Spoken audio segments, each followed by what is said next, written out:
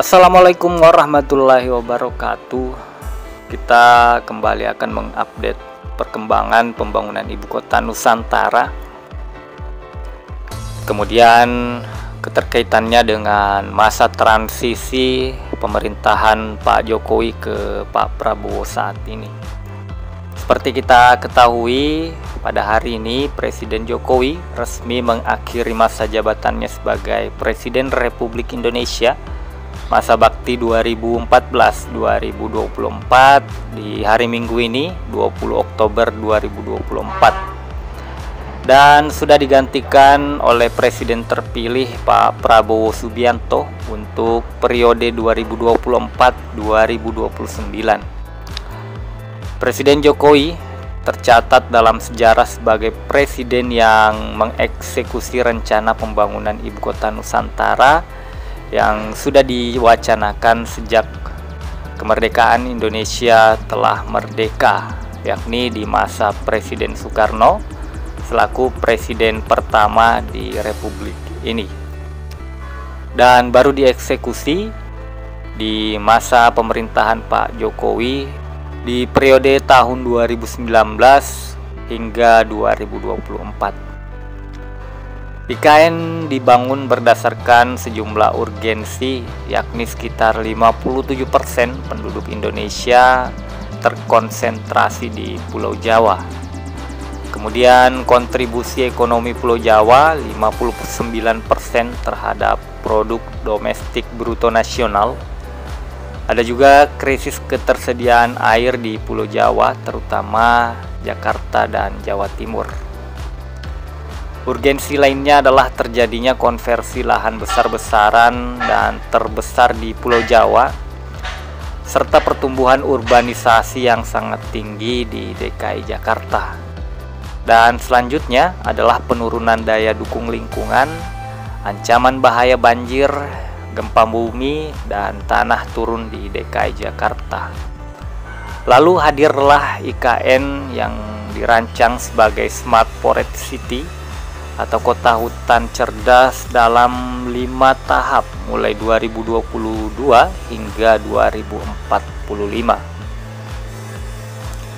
Sekitar 75% dari total luas lahan IKN, yakni 252.600 hektar, dialokasikan untuk ruang hijau.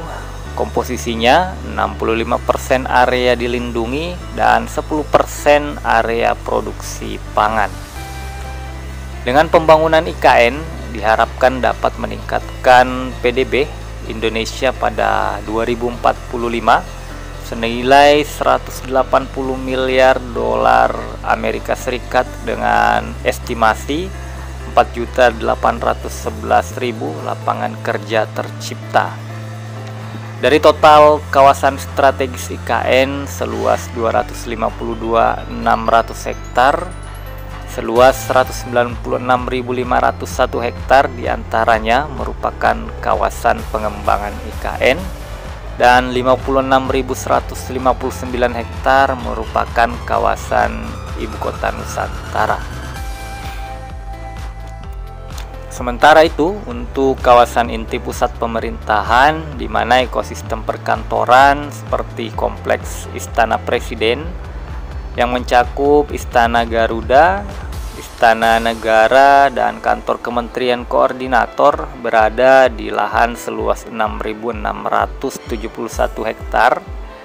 Kemudian IKN juga memungkinkan 100% penduduknya dapat mengakses ruang hijau dan rekreasi dalam 10 menit. Selain itu, 100% penggantian ruang hijau untuk setiap bangunan bertingkat institusional, komersial, dan hunian juga diterapkan. Ketua Satgas Pelaksanaan Pembangunan IKN, Pak Danis Hidayat Sumadilaga, mengatakan untuk saat ini progres pembangunan infrastruktur IKN telah menembus angka 58% dari berbagai tahap pembangunan. Sedangkan untuk tahap pertama atau batch pertama itu 94%. Dan tahap kedua itu sekitar 50%. Jadi kalau diambil rata-ratanya untuk keseluruhan tahap pembangunan IKN itu baru sekitar 58%. Jadi kalau kita membahas tentang persentase itu cukup agak rumit dalam memahaminya, karena dalam satu tahap itu di dalamnya ada lagi tahapan-tahapan atau jenjangnya, tergantung pelaksanaan groundbreakingnya. Yang jelas 2020 hingga 2024 itu adalah tahap pertama, dan 2025 hingga 2029 tahap kedua. Nah, di dalam tahap pertama itu 2020 ke 2024 ada lagi pembagian tahap-tahapnya. Nah, itu tergantung dari pelaksanaan groundbreakingnya. Dan untuk keseluruhan 2020-2024 itu rata-rata 58% begitu.